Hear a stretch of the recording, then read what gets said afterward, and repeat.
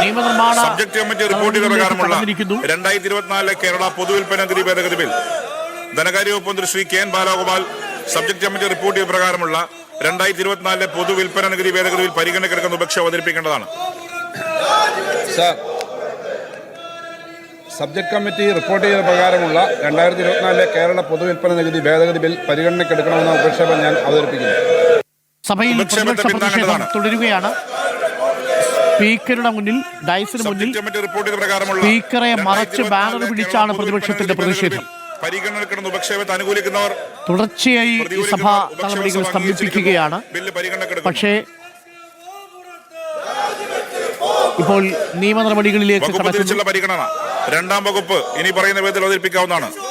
114 Shri M Noushad, 117, 127 Shri Mons Joseph not in the seat, 118 Shri Lindo Joseph.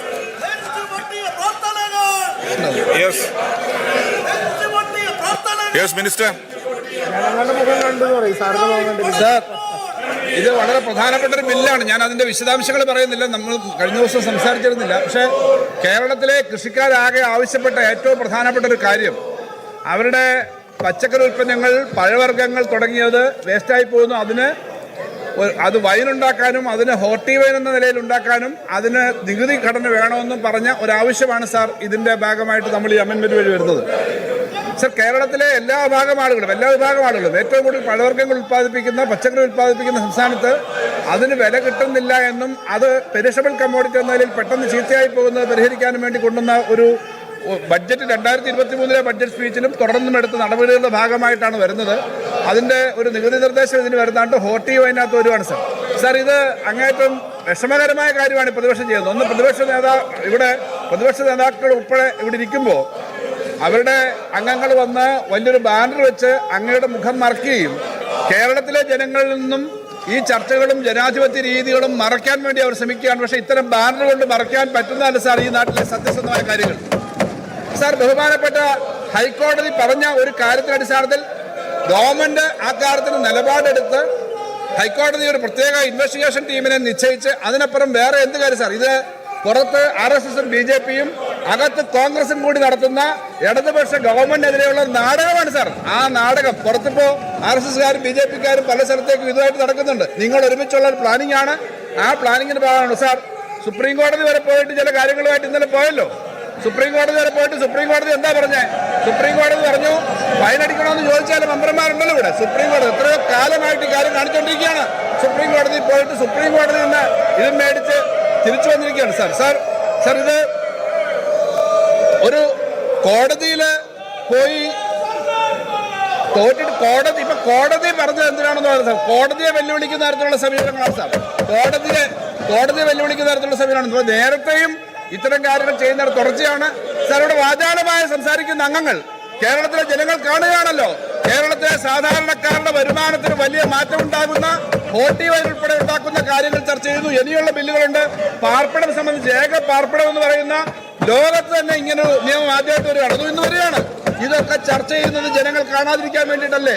അതുകൊണ്ട് ഇങ്ങനെ sir, പണ്ട് ഞങ്ങള് വിദ്യാർത്ഥികളായിരിക്കുന്ന സമയത്ത്, അന്നത്തെ ഞാനൊക്കെ കോളേജിൽ പഠിക്കുന്ന സമയത്ത് ഏറ്റുമാനൂരപ്പനെ അടിച്ചുകൊണ്ട് പോയൊരു കേസുണ്ടായി. അന്ന് വളരെയേറെ ചർച്ച ചെയ്തത്. അവസാനം ഏറ്റുമാനൂരപ്പന്റെ വിഗ്രഹം കൊണ്ടുപോയത് കണ്ടുപിടിച്ചു വന്നപ്പോ തിരുവനന്തപുരത്തെ ഒരു KSU നേതാവായിരുന്നു, KSUവിന്റെ ഭാരവാഹിയായിരുന്നു എന്നുള്ളത് പഴയ കാലമാണ്, ഓർക്കേണ്ടതാണ്. അതൊക്കെ ഒന്ന് പഴയത് വായിച്ചു നോക്കിയാൽ മനസ്സിലാവും സാർ. ഇങ്ങനെ ചെയ്യുന്നപ്പോ എവിടെയായാലും തെറ്റ് ചെയ്യുന്ന ആളുകളെ ഇപ്പൊ ഹൈക്കോടതി പറഞ്ഞ അന്വേഷണങ്ങളൊക്കെ അതിശക്തമായി നടത്തി മുന്നോട്ട് പോകാൻ തീരുമാനിക്കുമ്പോൾ അതിനെതിരെ നാടകത്തിന് കാണിക്കുന്നത് സാർ. ഇത് കണ്ടിട്ട് ഈ കൂവിയിട്ട് യാതൊരു കാര്യവുമില്ല. നിങ്ങളുടെ ഈ കൂവുകയും ബഹളം ഉണ്ടാക്കുകയും ചെയ്യും. പക്ഷെ ജനങ്ങളോട് പറയേണ്ട കാര്യം പറയേണ്ട വേദിയാണ് സാർ ഇവിടെ. നിങ്ങൾക്ക് ധൈര്യമുണ്ടെങ്കിൽ ഈ സഭ ചർച്ച ചെയ്യേണ്ടതല്ലേ? നിങ്ങൾ വലിയ പണ്ഡിതന്മാരല്ലേ? നിങ്ങൾ വലിയ പാണ്ഡിത്യമുള്ളവരല്ലേ? ഈ സഭയിൽ ചർച്ച ചെയ്യേണ്ടത് ചർച്ച ചെയ്യാതെ അവിടെ നിന്ന് എല്ലാ ചർച്ചയും തടസ്സപ്പെടുത്തുന്നതല്ല. ഇത് സുതാര്യതയുടെ കാലമാണ്. ധൈര്യമുണ്ട്, ചർച്ച ചെയ്യണം. കേരളത്തിലെ ജനങ്ങൾ ചർച്ച ചെയ്യാൻ തന്നേക്കുന്ന വേദിയാണ്. തെരഞ്ഞെടുത്ത് അയച്ചേക്കുന്നത് ഇവിടെ ചർച്ച ചെയ്യാനാണ്, കൂവിത്തോപ്പിക്കാനല്ല. കൂവിത്തോപ്പിക്കുക എന്ന് പറയുന്നത് ജനാധിപത്യമല്ല. അതുകൊണ്ട് ചർച്ച ചെയ്യാൻ തയ്യാറാവേണ്ടതാണ്. ആ ചർച്ച ചെയ്യാൻ തയ്യാറാവാത്ത ഏറ്റവും തകർന്നുപോയ പ്രതിപക്ഷത്തിന്റെ നിലപാടിനെ പ്രതിഷേധിക്കുന്ന സാർ. ഞാൻ എൻ്റെ ഈ ഹോർട്ടി വൈൻ സംബന്ധിച്ച് കൂടുതൽ നിർത്തുന്നില്ല സാർ. ഇതിനകത്ത് ഈ ബില്ല്, ഈ അമെന്റ്മെന്റ് ബില്ല് അംഗീകരിക്കണം എന്ന് അഭ്യർത്ഥിക്കുന്നു സർ. ഇനി രണ്ടാം വകുപ്പ് ബില്ലിന്റെ ഭാഗമാക്കുന്ന പ്രശ്നത്തെ അനുകൂലിക്കുന്നവർ പ്രതികൂലിക്കുന്നവർ രണ്ടാം വകുപ്പ് ബില്ലിന്റെ ഭാഗമായിരിക്കുന്നു. മൂന്നാം വകുപ്പ് ഭേദഗതികൾ 128 Shri K Babu, yes. 136 Shri K Janeesh Kumar, yes. 139 Shri S Salam, yes. 142 Shri Xavier Chittilappally, yes. 142 Shri Chandrasekharan, yes. 159 Shri P T Rahim, yes. 124 Shri M Vijin, yes. 167 Shri K V Sumesh, yes. 170 Shri K N Unnikrishnan, yes. ബഹുമാനപ്പെട്ട മിനിസ്റ്റർ, സർ ഭേദഗതി അംഗീകരിക്കുന്നില്ല.